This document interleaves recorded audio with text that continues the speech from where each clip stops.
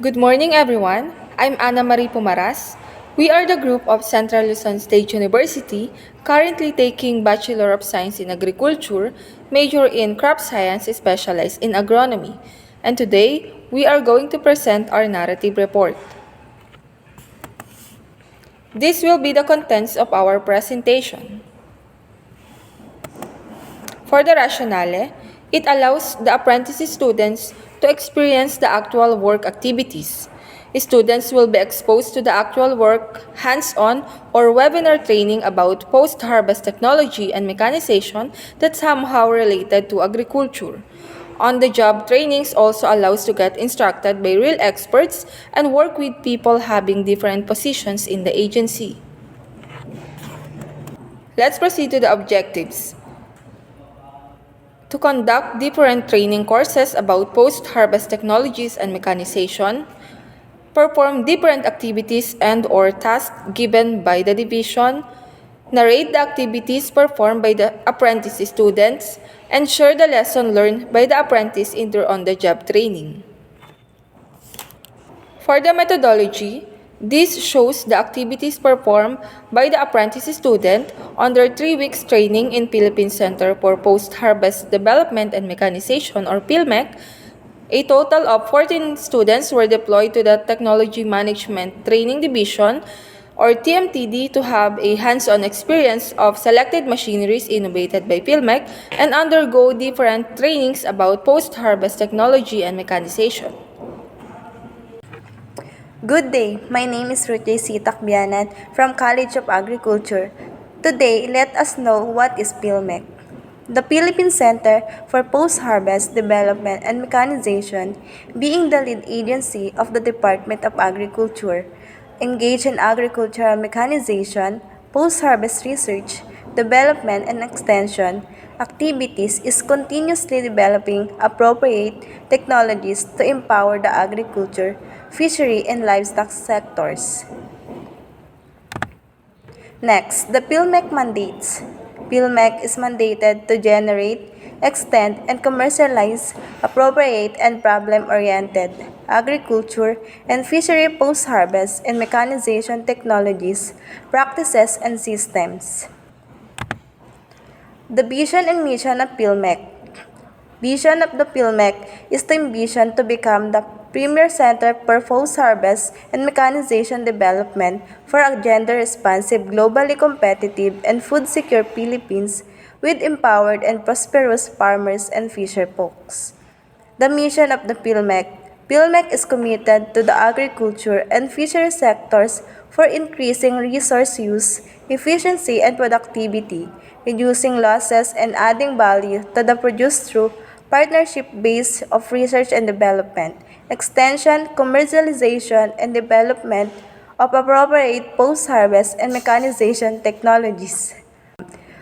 The Technology Management and Training Division function to accelerate the commercialization and adoption of post-harvest and mechanization technologies, institutionalize technology transfer through industrial promotion by strengthening linkage and partnerships with private sector and relevant government units.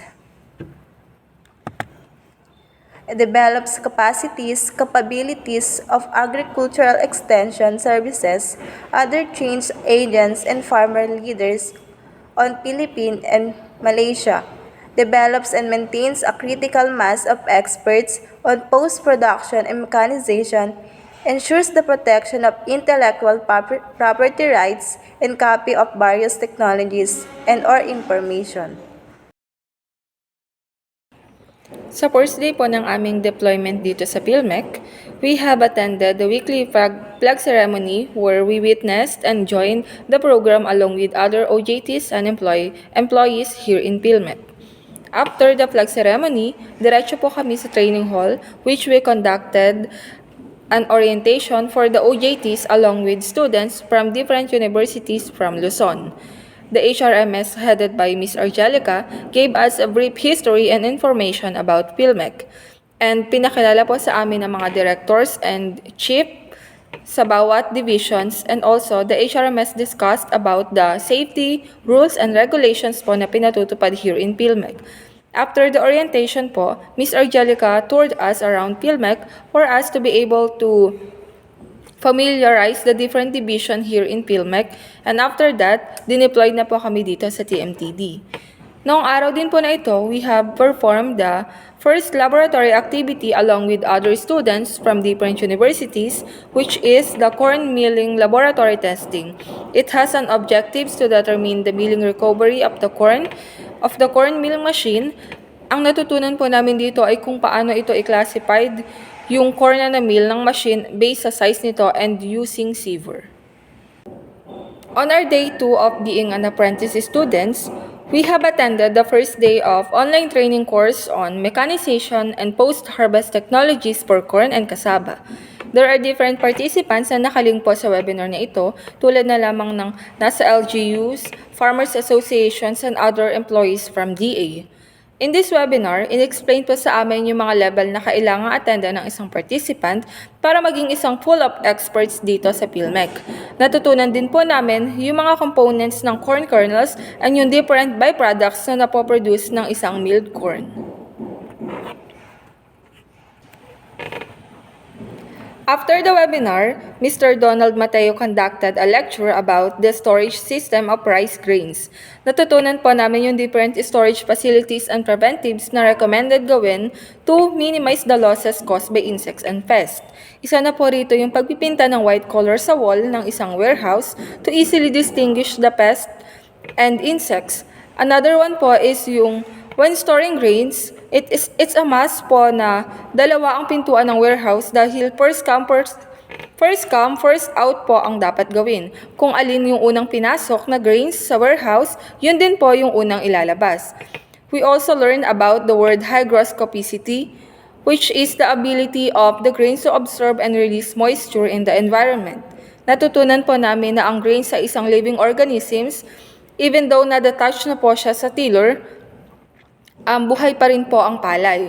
That is why it is important to monitor the moisture content of grains when storing to prevent the deterioration. Actually, after harvest, dapat po ay ibilad na ang palay or kinabukasan dapat ibilad na ang palay dahil magpo-produce na po ito ng heat that can cause deterioration and mababawasan po yung yield ni farmer.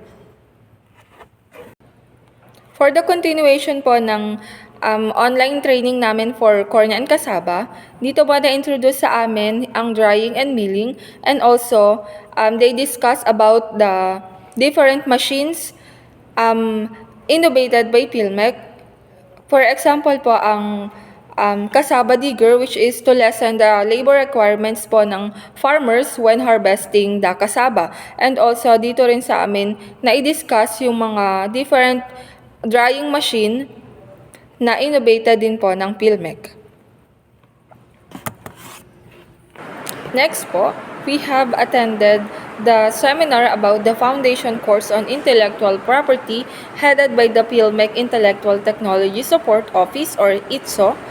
Different topics about intellectual property were discussed by Engineer Emmanuel Bore and Miss Princess Mercado. The apprentice discovered that intellectual property has evolved into a cornerstone in the contemporary world economy. It plays a crucial role in promoting innovation, boosting economic growth, and promoting the welfare of the general population. A variety of important subjects were covered in a recent lecture on intellectual property, including the intellectual property rights such as trademarks, patents, utility models, copyrights, and industrial design. Each of these factors plays a significant role in maintaining the fair use and preservation of inventive works, making research into them timely and important in the current environment. After the presentation, the apprentice took a post-test as a conclusion of their learning on the said seminar.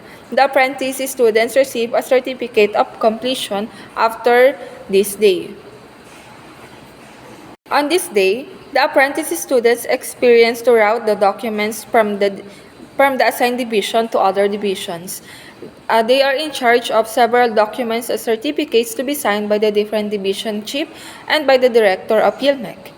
They learned to be courteous all the time by greeting all the employees they are interacting with. This routing experience enables the OJTs to be familiar with the different departments and employees here in Philmech. In week 2, the apprentice attended the first day of general training session on rice post-harvest technology on day 5 of their apprentice in Philmech on July 24, 2023. The OJTs from various institutions attended the training session about the rice tariffication law and other issues. A few apprentices from the division of Philmech as well as from CLSU and other state universities and colleges joined the training program. The apprentices took a pretest during the initial hours of the training to gauge their prior knowledge, and they will take a post-test at the conclusion of the gauge their level of learning. The attendees gain information about the proper post-harvest techniques and procedures, as well as how to operate and maintain rice farming equipment. They also discussed the anatomy and physical characteristic of the rice grain, factors that cause grain quality decline, and how to prevent it, how to determine moisture content, and the principles, procedures, and system of harvesting and threshing. Those information will assist the apprentices in preventing losses of rice grains, including proper moisture content of rice to prevent deterioration during storage, familiarization with the physical characteristic and anatomy of the rice grain, and proper harvesting and threshing practices to prevent losses from harvested rice to have a better yield. In day 2 of general training course on rice post-harvest technology, the speakers talk about the principles, methods, and system of drying and importance of monitoring the moisture content of grains. They discussed the rice milling systems, which included after drying method, in methods of storing. The purpose of any grain storage facility is to provide safe storage condition for the grain in order to prevent grain loss caused by adverse weather, moisture, rodents, birds, insect, and microorganisms like fungi. The apprentice took a post-test to test their intellectual capacity about the topics, and they have discussed. The participants received certificates completing the two days training course. In introduction of farm machineries and technologies, dito in-introduce ng mga staff kung paano mapabilis ang pag-aani ng mga product like kasaba or pagtatanim ng mga soybean, rice, or anything else na pwedeng ipagtanim. In this day, the apprentice experienced operating 4-wheel tractor, combined harvester, and 2 types of transplanter. There are 4 machines that they allowed us to use, including the walk-behind transplanter, which is an engine-empowered transplanter and works best which is small to medium farmlands. The riding type transplanter, which is better for use on large farms because it can transplant seedlings quickly because it is riding type transplanter. The combined harvester, which is a machine that harvests, threshes, cleanses, and performs many other tasks, and the tractor, which can attach equipment. Each piece of equipment's appearance of function were graciously demonstrated to the students by operators.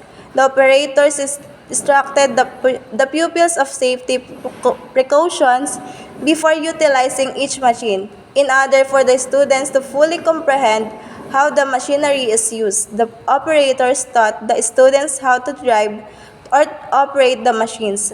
Additionally, it allows the apprentice to practice their interpersonal and communication skills while fostering relationship with OJTs and other apprentices inside Philmech.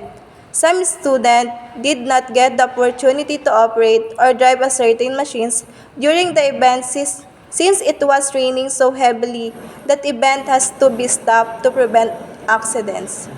Next po ay sa admin works.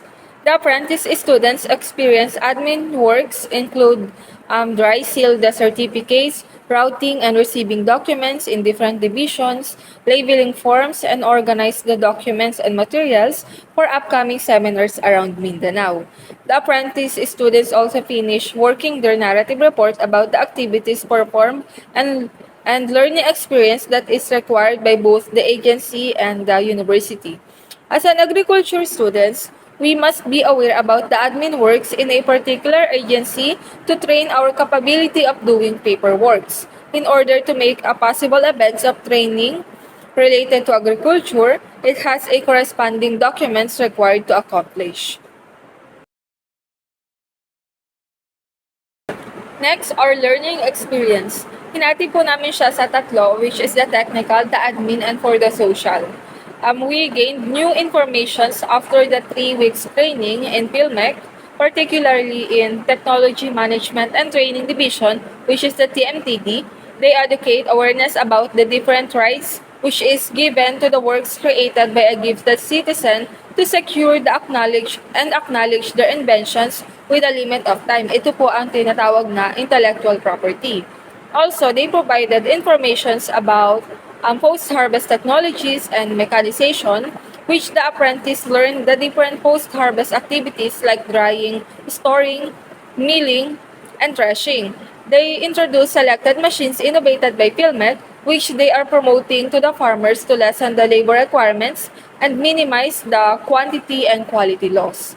They provide also the information on safety and precautions on how to operate a particular machine. After that, they let the apprentice students to operate selected machines like walk behind, riding type transplanter, combined harvester, and four-wheel tractor. These experience were very helpful to us trainees as we work on the actual production in the field. Aside from technical learning po, the apprentice students also learn the importance of organizing documents. They extend awareness about the admin works in particular agency to train their capability of doing paperworks in order to make a possible events of trainings related to agriculture. It has a corresponding requirements to accomplish. For our 3 weeks training po here in Philmech, with other employees and other OJTs from different universities, we foster friendship and learn to adopt the good traits of other people we interacted with. We also learned to be hospitable and always greeted everybody with respect and smile in our faces.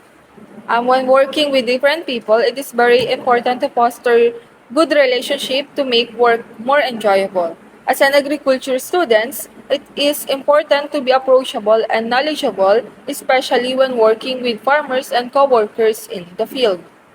This is the problem encountered, the internet connection of other resource speakers. This is the recommendation, more informative activities to be performed by apprentices, face-to-face seminars and training. That's all. Thank you for listening.